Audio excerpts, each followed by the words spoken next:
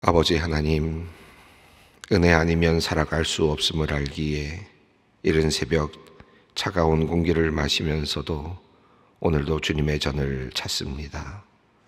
몸 지장도 잊은 채로 그저 있는 그대로 주님 앞으로 나왔습니다. 다른 이들은 우리를 보면서 부러워하기도 하고 칭찬해 주기도 하지만 늘 부끄러운 마음입니다. 주님께서는 모든 것을 아시니 한없이 연약하고 무력한 우리를 불쌍히 여겨주시고 주님의 십자가 은혜로 우리를 감싸 안아 주시옵소서. 이 하루를 말씀과 기도로 시작합니다. 어제도 같은 실수를 저지르고 새로워지려는 다짐을 지켜내지 못해 괴로운 우리입니다. 하지만 또다시 주님 앞에서 마음을 잡습니다. 주님, 오늘 부족한 우리의 길에 함께 하시고 우리를 도와주시옵소서. 주님, 소망의 가정들을 위하여 기도합니다. 특히 신앙의 문제로 갈등을 겪고 있는 가정들을 기억하여 주시옵소서. 신앙생활을 시작했으나 집안에 오랫동안 깃들어 있는 다른 종교나 문화로 인해 불가피하게 온전히 주님만을 섬기지 못하는 성도님들이 있습니다. 믿지 않는 배우자, 가족들의 반대로 어렵게 신앙생활을 하는 성도님들이 있습니다. 하나님, 그들의 안타까운 마음 아십니다. 위로하여 주시고 주님의 살아계심을 분명히 보여주시며 그들의 간절한 기도를 들어 응답하여 주시옵소서. 그들에게 지혜를 주셔서 갈등의 문제들을 하나씩 화목하게 해결할 수 있도록 하시고 시간이 갈수록 모든 가족들이 주님의 품에 안기는 기쁨을 누리게 하여 주시옵소서. 거룩하신 하나님, 육체를 미혹하여 파멸로 이끄는 여러 가지 문제들로 고통받는 가정들이 있습니다. 주님, 그 가정을 주님께서 치유하여 주시옵소서. 사는 것 힘들고 괴로워 술의 의지에 살아가는 이들이 있습니다. 하나님, 잘못된 해결 방식에서 속히 벗어나게 하여 주시옵소서. 무엇보다 스스로가 자신의 문제를 인정하고 치유를 위해 적극적으로 노력해 하여 주시옵소서. 주께서 흔들리는 마음을 붙잡아 주시고 술이 아닌 성령의 능력으로 인생의 고통과 슬픔을 이겨내는 기쁨을 그들이 경험케 하여 주시옵소서. 성실히 쌓는 노동의 소산보다 일확천금과 요행을 바라는 마음에 도박에 중독된 이들이 있습니다. 주님, 그들에게 절제의 영을 내려주시옵소서. 가족 모두를 불행으로 몰고 가는 걸음을 단호하게 멈출 수 있게 하여 주시옵소서. 자신의 상태를 자각하게 하시고 과거에 대한 환상이나 미련은 깨끗이 버리게 하시며 이제부터라도 노동의 신성한 가치를 깨닫고 일터로 돌아갈 수 있게 하여 주시옵소서. 인터넷과 휴대폰 게임에 중독된 10대들이 있습니다. 학생의 역할과 책임도 잊은 채 가상현실에 갇혀있는 이들이 하루속히 현실 세계로 돌아올 수 있기를 원합니다. 이러한 문제로 가슴 아파하는 부모님들 위로해 주시고 아이들의 마음을 바로 세워 주시옵소서. 하나님, 부도덕한 성의 문제, 유혹의 늪에서 벗어나지 못하고 몸의 유희에 빠진 이들이 있습니다. 말초적인 탐닉에서 벗어나게 하시고 그들에게 유혹을 이길 힘을 주시사 바른 길로 돌아오게 하여 주시옵소서. 어린 시절 신앙생활을 열심히 하였으나 장성한 후 교회를 떠난 자녀들을 위하여 기도합니다. 세상에 속한 모습으로 살아가는 자녀를 보며 눈물로 기도하는 부모님들의 심정을 외면하지 마시옵고 그들의 기도에 속히 응답해 주시옵소서. 주님, 그 자녀들이 주님으로부터 멀어지게 된 원인은 주님께서 아십니다. 그 마음속 깊이 주님께서 들어가 주시옵소서. 혹 상처가 있다면 위로해 주시고 오해가 있다면 풀어주시며 원망이 있다면 그를 향한 하나님의 큰 뜻과 깊은 사랑을 보여주시옵소서. 하나님, 그들이 주님을 인격적으로 직접 만나는 경험을 하게 되기를 원합니다. 주님께서 그들에게 나타나 보여주시어 그들의 눈이 열리고 귀가 열려 주님을 보게 하여 주시옵소서. 그들이 다시 구원의 은혜를 기억하고 구원의 감격을 회복해 하여 주시옵소서. 온 세계에 흩어져 있는 선교사님들도 참으로 어려운 형편에 있음을 주님께서 아십니다. 하나님께서 선교사님들 가정의 건강을 지켜주시고 사역을 하지 못하여 안타까워하는 마음을 또한 주님께서 위로하여 주시옵소서. 잠시 쉼을 가지고 있는 우리 선교사님들에게는 여유로운 마음도 주시옵소서. 영혼을 구원하고자 하는 마음은 식지 않게 하시되 그들에게도 휴식의 시간을 주시기를 원합니다. 후원하고 기도하는 많은 성도님들이 있습니다. 그들의 간절한 기도가 주님의 응답받아 이 땅에서 이루어지게 하여 주시옵소서. 하나님, 소망복지재단이 운영하고 있는 서부 노인 전문 요양센터에서 코로나 확진자가 발생하여 직원과 어르신이 감염되었다 합니다. 참으로 어렵고 힘든 시기에도 안전하게 유지되었던 우리 요양센터인데 현재 환자들이 생겨나는 어려운 상황이 되었습니다. 하나님, 몸이 연약한 분들이 많이 누워있는 병원이오니 환자들이 더 늘어나지 않게 막아주시고 확진된 환자들이 중증으로 발전되지 않도록 주님 각별히 지켜주시옵소서. 이 일을 위해 애쓰고 힘쓰는 원장님을 비롯한 모든 직원들에게 지혜와 힘을 주시옵소서. 코로나 확진 판정을 받고 홀로 격리 중인 권사님의 마음과 육신을 평안으로 지켜주시옵소서. 권사님의 따님 가족도 확진 판정을 받고 모두 격리 중입니다. 특히 사위되는 집사님의 상황이 좋지 않아 중환자실이 있는 병원으로 이송해야 하는 상황인데 병상이 모자라 어려움을 겪고 있습니다. 모든 것이 순적하게 진행되도록 주님 도와주시옵소서. 이 위기의 시간을 지혜롭게 극복하고 더 큰 어려움 겪지 않도록 주님 자비를 이 가정에 베풀어 주시옵소서. 하나님, 이제 말씀을 받습니다. 우리의 마음이 말씀 앞에서 녹아지게 하시고 주님의 음성 들음으로 참된 평안을 누리게 하옵소서. 예수님의 이름으로 기도드리옵나이다. 아멘. 오늘 주시는 말씀은 고린도후서 1장 23절로 2장 4절까지 말씀입니다. 고린도후서 1장 23절로 2장 4절 말씀 함께 봉독합니다. 내가 내 목숨을 걸고 하나님을 불러 증언하시게 하노니 내가 다시 고린도에 가지 아니한 것은 너희를 아끼려 함이라. 우리가 너희 믿음을 주관하려는 것이 아니요 오직 너희 기쁨을 돕는 자가 되려 함이니 이는 너희가 믿음에 섰음이라. 내가 다시는 너희에게 근심 중에 나아가지 아니하기로 스스로 결심하였노니 내가 너희를 근심하게 한다면 내가 근심하게 한 자밖에 나를 기쁘게 할 자가 누구냐. 내가 이같이 쓴 것은 내가 갈 때에 마땅히 나를 기쁘게 할 자로부터 도리어 근심을 얻을까 염려함이요 또 너희 모두에 대한 나의 기쁨이 너희 모두의 기쁨인 줄 확신함이로다. 내가 마음에 큰 눌림과 걱정이 있어 많은 눈물로 너희에게 썼노니 이는 너희로 근심하게 하려는 한 것이 아니요 오직 내가 너희를 향하여 넘치는 사랑이 있음을 너희로 알게 하려 함이라. 아멘.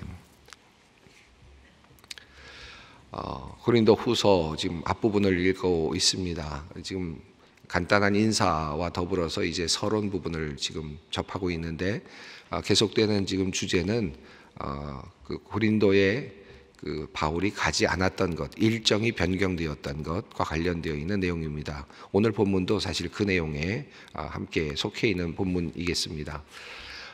바울이 지금 그 나름의 그 계획이 있었는데 고린도를 향한 그 일정이 있었는데 그 일정이 조금 바뀌었습니다. 이것이 상당히 큰 문제를 야기했던 것 같습니다. 그리고 정확히 알 수는 없지만 그것 때문에 또 다른 오해도 받았던 것 같습니다. 여러분 그 지난 시간에 제가 간단히 그 원래 길과 변경되었던 길과 실제로 일어난 일을 제가 말씀을 드렸는데 쓱 지났으니까 아마 잘 이해가 안 되신 분들이 계실 것 같습니다. 지도를 한번 그려보신 분들도 계실 것 같은데 한번 지도를 그려봤습니다. 한번 보시죠. 첫 번째는 고린도전서 16장에 나오는 이제 바울이 이제 고린도 후서를 보내기 전이죠. 그러니까 훨씬 전에 그렇지만 아주 오랜지는 않았습니다. 1년 6개월 정도, 고린도전서와 고린도후서 사이는 1년 정도나 6개월 정도의 차이밖에 없기 때문에 아주 오랜 기간은 아닙니다. 우선적으로 고린도전서에서 마지막 부분에서 내가 이제 고린도에 이렇게 갈 생각이다라고 한 내용이 이제 이것입니다. 그가 에베소에서 글을 썼는데, 에베소에서 마게도니아로 간 후에, 그리고 마게도니아에서 고린도로 가서, 그리고 거기서 겨울을 난 다음에, 그리고 나서 예루살렘으로 가겠다, 이렇게 계획을 했죠. 그리고 고린도에 갔을 때 이제 예루살렘으로 가져갈 헌금을 모아서 그때 가지고 갈 것이다. 내가 갈 수 있도록 하면 나도 갈 것이고, 또 내가 자격이 없다면 또 나는 안 갈 수도 있다. 이런 내용도 아마 우리가 읽었던 기억이 있습니다. 자, 그래서 에베소에서 마게도니아로, 그리고 고린도로 이렇게 가려고 했는데요. 그리고 나서 얼마 되지 않아서 그 일정이 바뀌었습니다. 바뀌어서 어떻게 생각을 했냐면, 다음 지도를 보겠습니다. 그 다음 지도는 성경엔 이제 나와 있지 않고, 앞부분 고린도전서에 나와 있지 않고 고린도후서, 우리가 앞서 읽었던 본문에 1장에 나와 있던 본문이죠.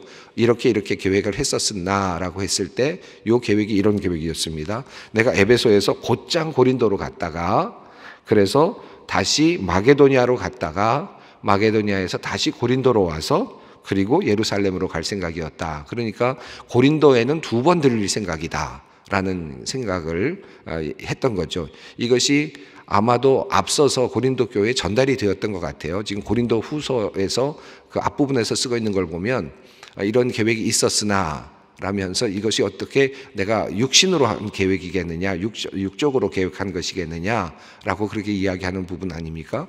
여기 보면 고린도에서 에베소에서 바로 배로 고린도로 갔다가, 그래서 2배라는 2번 가려고 했다라고 하는 표현이 나오는 것이 이제 이 표현인데요. 고린도로 갔다가, 그리고 마게도니아로 갔다가 다시 고린도로 와서 이제 헌금을 모아서 가려고 하는 계획이 2번째 계획이었습니다. 그런데 실제로 이제 갔어요. 고린도로 가는데 3번째 그림을 보겠습니다. 원래대로 계획대로 변경된 계획을 가지고 에베소에서 고린도로 배를 타고 갔습니다. 그리고는 거기서 상당히 큰 어려움을 만난 것 같습니다. 고린도 교회를 주장하고 있었던, 지배하고 있었던 하나의 그 세력이 실제적으로 바울의 사상과 멀어져 있는, 그리고 복음과 멀어져 있는 상태였던 것 같습니다. 그래서 바울을 배척했고, 바울은 그것을 아주 상당한 그 시련을 맛보면서 그렇게 마게도니아로 떠났죠. 그러니까 원래 고린도에서 마게도니아로 가는 것까지는 원래 계획대로 있었습니다. 그러면 그 다음에 어떻게 해야 됩니까? 원래 변경된 계획이라면 마게도니아에서 다시 고린도로 와서, 그리고 이제 가야 되는데, 그 계획을 변경하고 마게도니아에서 바로 에베소로 그냥 돌아온 것입니다. 그러니까 이 고린도 교회 입장에서는 돌아오지 않은 셈이죠. 바울이 원래 계획에 의해서, 변경되었던 계획에 의해서 돌아와야 되는데 돌아오지 않고 에베소로 간 거죠.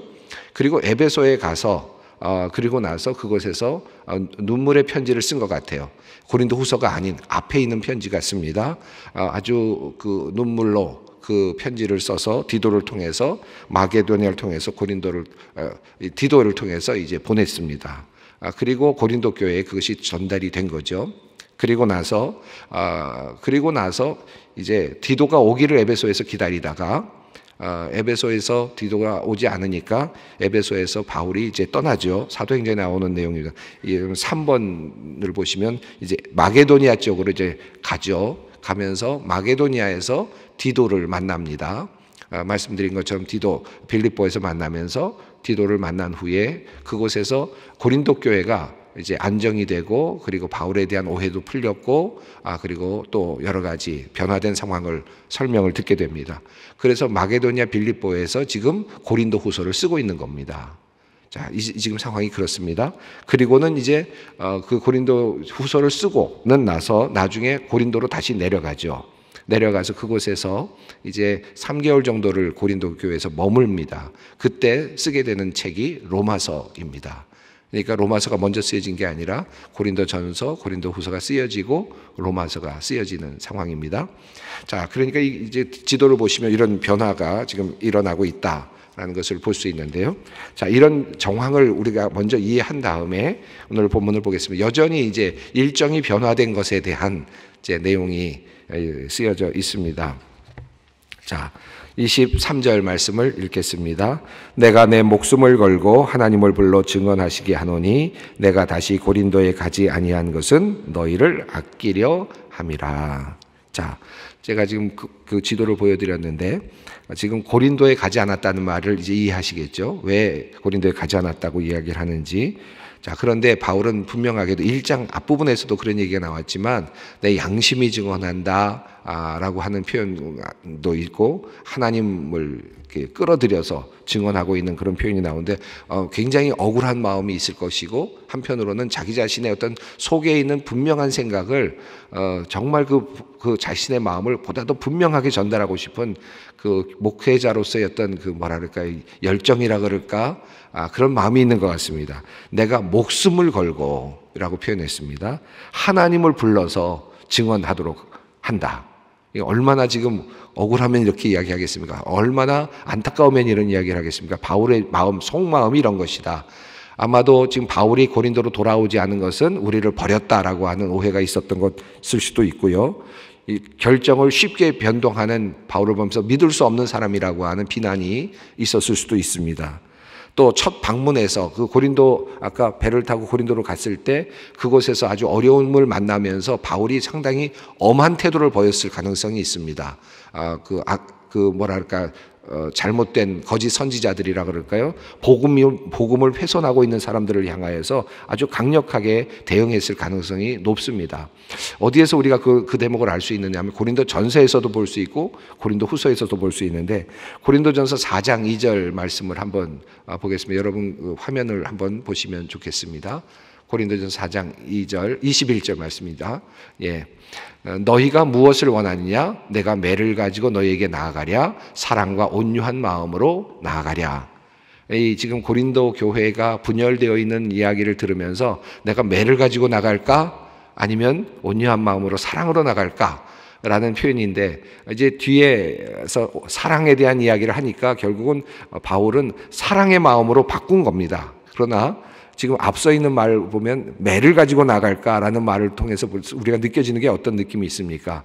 지금 상당히 지금 거짓된 선지자들에 대한 또 잘못된 지금 교회에 대한 어떤 안타까운 마음이 있다. 매를 들고 싶다라고 하는 마음이 숨겨져 있는 거죠. 고린도 후서 이제 나중에 읽겠습니다. 13장 2절 말씀을 보면 이렇습니다. 내가 이미 말하였거니와 지금 떠나 있으나 두 번째 대면했을 때와 같이 전에 죄 지은 자들과 그 남은 모든 사람들에게 미리 말하노니 내가 가면 용서하지 아니하리라. 이런 표현이 또 있어요. 그러니까 지금 잘못을 저질렀던 사람들에 대해서 상당히 지금 분노하고 있는 것을 보게 됩니다. 그만큼 지금 변질된 복음을 들고 있었던 그런 사람들이 있었다라고 볼 수 있겠죠. 자, 그러니까 이런 지금 그런 진노의 마음이 있었습니다. 그러니까 처음 고린도를 방문했을 때 분명히 엄하게 그 잘못된 사람들에게 징계를 했을 가능성이 있습니다. 그것이 고린도 교회 사람들과 틀어지는 또 그런 상황일 수도 있었을 것입니다. 자, 이런 상황에서 자기 자신을 변호하면서 지금 하나님을 증인으로 내세우면서 내가 가지 않은 것은 정말 가고 싶었지만 가지 않은 것은 이런 이유가 있다라고 말하면서 너희를 아끼려 함이라. 아껴서 그렇다라고 그렇게 표현했습니다. 여기서 아끼다는 말은 징계와 관련이 되어 있는 표현입니다. 내가 만약에 너희에게 갔다면 너희를 징계했을 것이고 더 너희들에게 더 아마 험한 이야기를 했을지도 모르고 그리고 너희들을 더 압박을 했을지도 모르는데 그렇게 하지 아니하고 싶었다는 겁니다.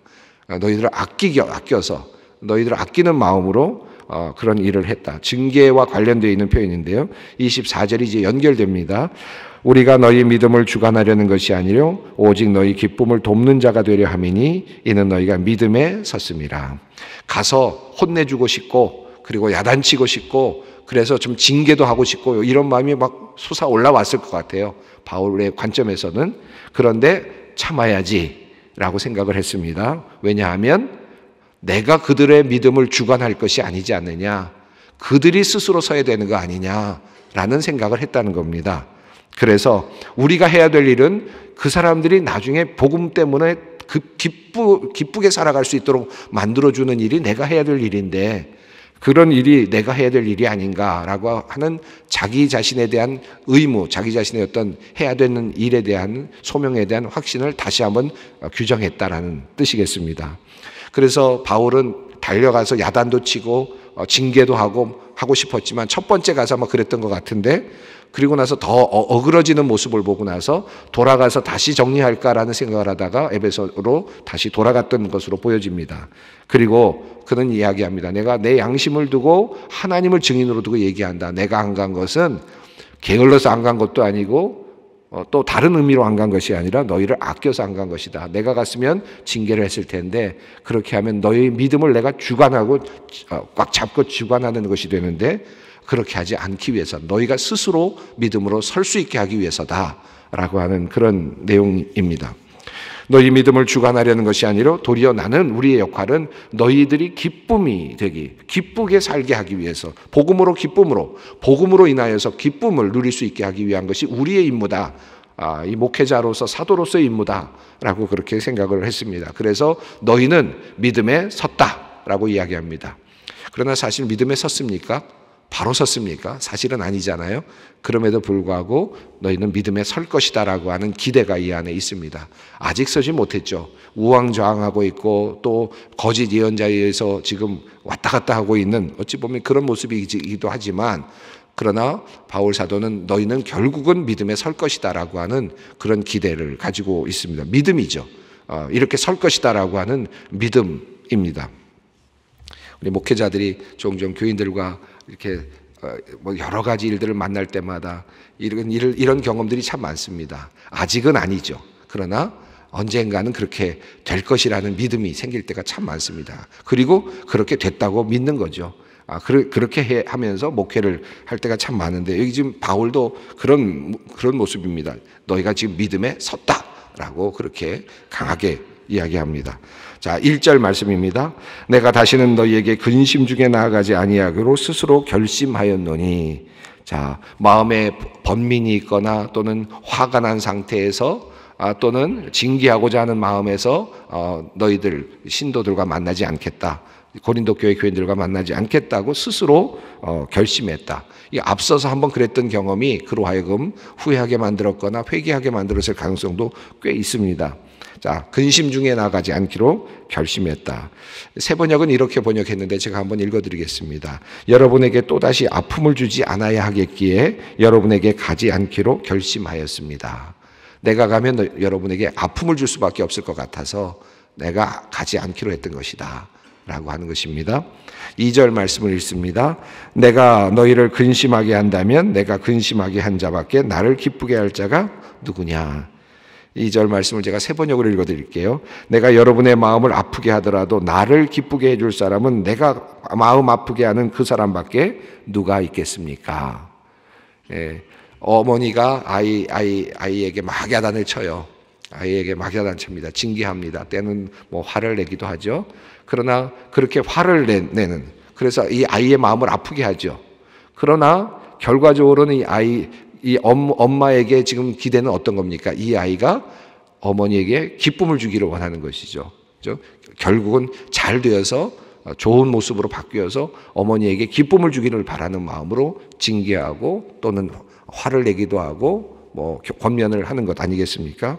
지금 바울도 그런 이야기를 합니다. 마치 어머니의 마음으로 내가 성도들에게 근심하게 만드는 일을 하게 된다면 어떤 징계하거나 또는 여러 가지 좀 험한 말이라도 그럼에도 불구하고 너희들에게 근심하게 할 만한 일을 하게 한다면 그 근심을 하게 하는 이유가 뭐겠느냐. 결국은 내가 너로부터 기쁨을 얻고자 함이 아니겠느냐라고 하는 그런 어머니의 마음을 이야기하고 있습니다.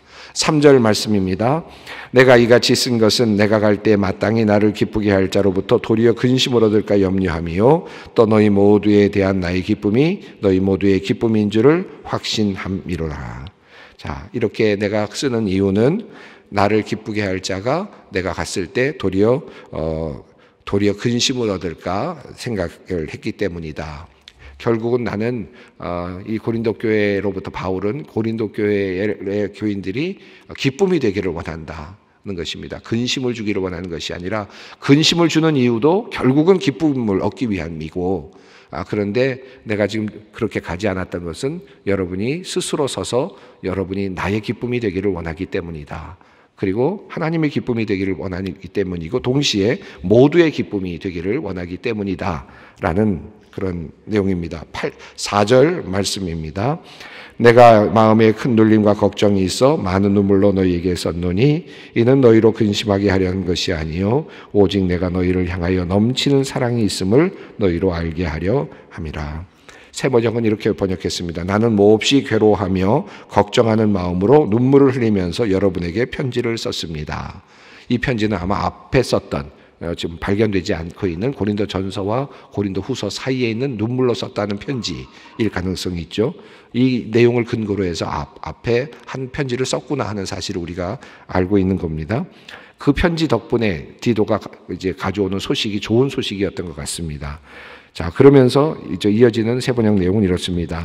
여러분의 마음을 아프게 하려는 것이 아니라 여러분을 내가 얼마나 극진히 사랑하고 있는지를 알려주려고 한 것입니다. 예, 눈물로 쓴 편지가 어떤 내용인지 잘 모르겠지만 그러나 여러분의 마음 아마도 그 안에는 또 그 잘못하고 있는 것에 대한 어떤 지적도 분명히 있었던 것 같아요. 그럼에도 불구하고 사도 바울은 고린도 교회가 잘못 나가고 있는 모습을 보면서 눈물로 편지를 썼고 그리고 사랑하는 마음으로 그들이 돌아오기를 바라는 마음으로 편지를 썼다라는 사실을 그가 양심을 걸고 하나님 앞에서 증언하고 있습니다. 오늘 본문 말씀을 읽으면서 이런 생각을 하게 됩니다. 참 사도 바울이 정말 훌륭한 그리고 정말 귀한 하나님의 일꾼이었구나라는 사실을 깨닫게 됩니다. 눈물로 한 교회를 향하여서 눈물로 기도하면서 또 잘못된 사람들이 있는 것을 보면서 그들을 징계할 것인지 또는 참을 것인지를 끊임없이 고민하면서 그러면서도 바른 교회를 만들어가기 위해서 모두에게 기쁨이 되게 하는 교회를 만들어가기 위해서 노력하고 있는 그 모습을 보면서 참 아름다운 그 바울의 모습을 또 헌신된 바울의 모습을 보게 됩니다.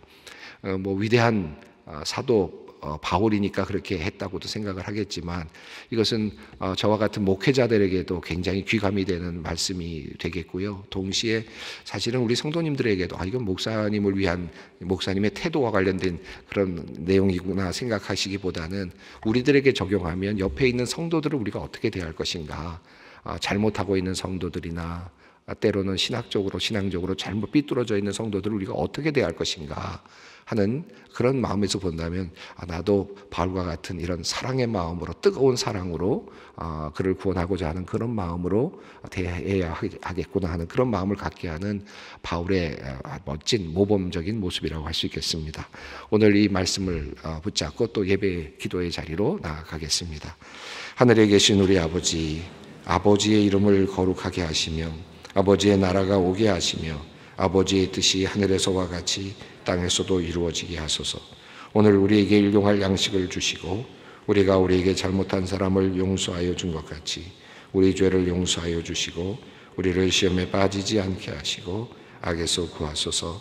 나라와 권능과 영광이 영원히 아버지의 것입니다. 아멘.